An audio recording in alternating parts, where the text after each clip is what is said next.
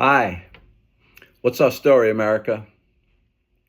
Question: what if more white Americans took ownership of where we've landed in 2026? Specifically, I'm talking to the growing gap in access. Some folks have even more resources and access, and other folks are losing ground. That's the divide that defines us today.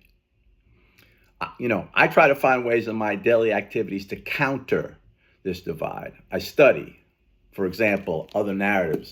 This book by Natalie Foster, The Guarantee Inside the Fight for America's Next Economy, great resource. And it syncs up with the strategy I have. I call it the 3 Rs. We need to revisit, to rethink, to reinvent our participation in our socioeconomic system to advance greater access and equity. We have to. It's our system. We the people, right? And one of those mechanisms is to be better informed by the true history of America, and certainly including the shortcomings of America's socioeconomic system. One of her excerpts that Natalie speaks to about that, here's one, quote, "Once upon a time, polls showed that the great majority of Americans had faith in the government. During the 1950s until about 64, nearly 80% of Americans said they would trust the federal government to do the right thing most of the time. By 2014, only 13% of Americans would say that again." One of the challenges in that sequence historically was that white Americans, some of white Americans, a lot of white Americans saw the civil rights movement ultimately as, what it was meant to be was to distribute America's rights and resources more fairly and evenly to people of color. And white folks got into this thing of, oh, that's going to be at my expense, zero sum, right? They gain, I lose. That's misinformation.